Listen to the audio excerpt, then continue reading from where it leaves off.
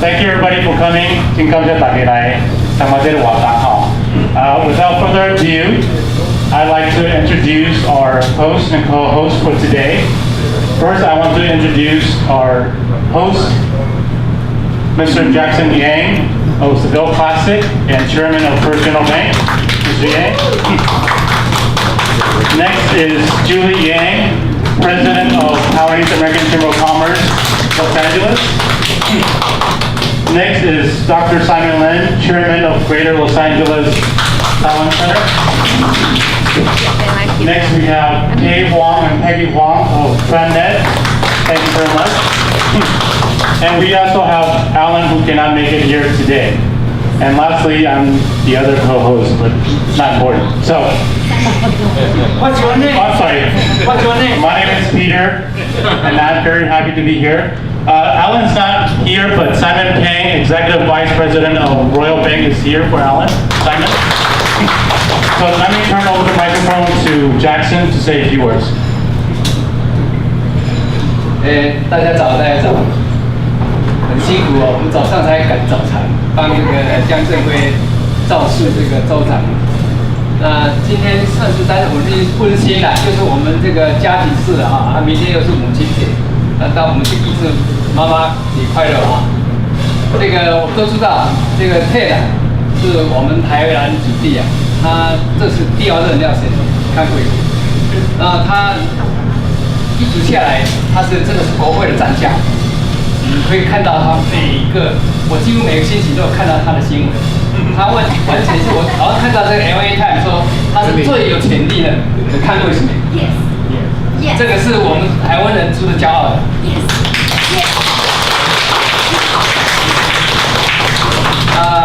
今天我谢谢我们的邻居、我们的好朋友来做这个安会啊。那我们希望大家继续的支持。同时如果有我们的台湾主席出来选的话，我们都会支持。好，谢谢各位。Peggy。那个明天是母亲节哈，所以我就请我的母亲来讲话就好了。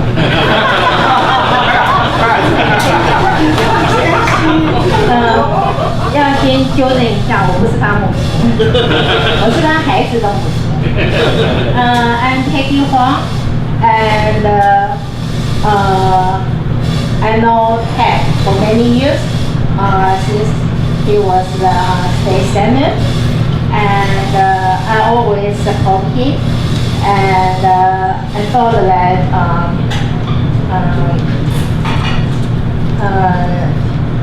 we support him, and I know he always speaks for Taiwan and for our community. And Ted told me that he understands Mandarin, so from now on I'm going to speak Mandarin. So we will see if he can understand what I'm talking about. Right? Yeah, 我认识 Ted 已经很多年了。然后呢，我一直觉得他这个人非常的诚恳，然后也没有说像一般政治人物的那种势力啊或什么的，你就觉得他是很亲民的。说不定而且最近我们看到他就是常常他有很多的，就像今天他有很多的那个news 啊，那我发现他是打川普的前锋哈，我不知道这是 go not， 但是呢，至少我觉得他是台湾来的，那我们也见过他的父母，那我就觉得说，他这真是一个算是我们台湾人之光了所以特别他又在我的选区，所以我觉得我们是应该要好好伺候他，这个他继续在 Congress 可以替我们台湾人讲话。Okay. Dr. Simon Lin. Thank you, Peter. Honorable Congressman Lieu and Mrs. Lieu. And today is the major host, Jackson and Mrs. Yang. Today very rare. We have two major political events in one day. It's very rare.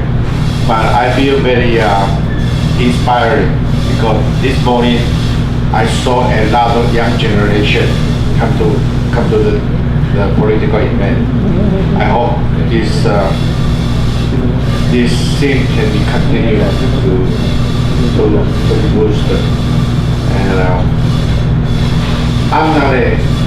I'm not a big donor for Congressman Lieu, but I've been supporting since when he's doing so because 9 is a district, so I've been support all along. And also, Teddy have a good friend of Sean Lieu, and I've been attend Sean Lieu's private a fundraiser for it. And I'm very honored and great to attend this event. And Honorable Congressman Lieu is only Taiwanese congressman, right? The only one. And it's number 2, but number 1 is no more around. So he's only Taiwanese American congressman, and we have to support him. Thank you. Julie?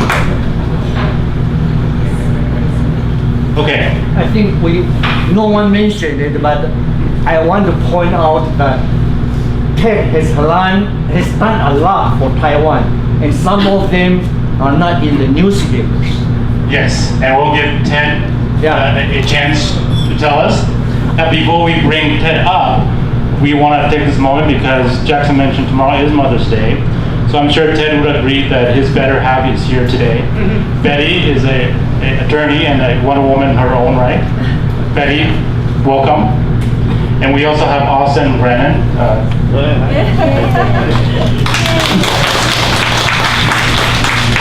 So now and let me also introduce Simon again. Simon Pang, Executive Vice President for Royal Bank. Thank you very much. Thank you, Jackson, for hosting this event.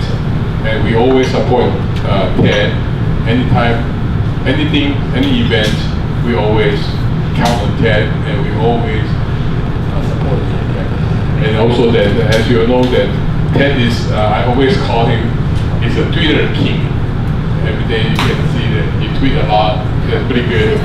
And I told Ted just now that hopefully in November we will take over the House, that we can see a better administration to balance out in Washington, D.C. Alan is unfortunately unable to come here, and he would like to send his best wishes to you, Ted. Thank you. Happy Mother's Day to all the mothers. And Teresa is my wife. Thank you.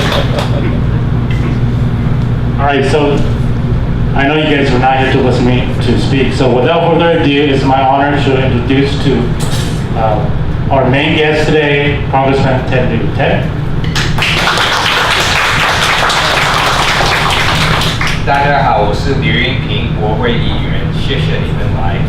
我在台湾生的，3岁半来美国。我最喜欢吃的东西是霸王，我第二最喜欢吃的东西是火锅，所以我今天很高兴来。I'm Congressman Ted Lieu. I'm so honored so many of you came here today. I want to thank the co-hosts that made today possible. Pei and Peggy Wong, Alan Tian, Dr. Simon Lin, Peter Chen, Kevin Zhu, Simon Pang, and Jackson and Julie Yang. Thank you for all your help and support, and Jackson and Julie, thank you from the bottom of my heart for hosting another wonderful event. My wife, Betty, and Brennan Austin don't often come to my fundraisers, but they came here not because of me, but because of your shabu shabu.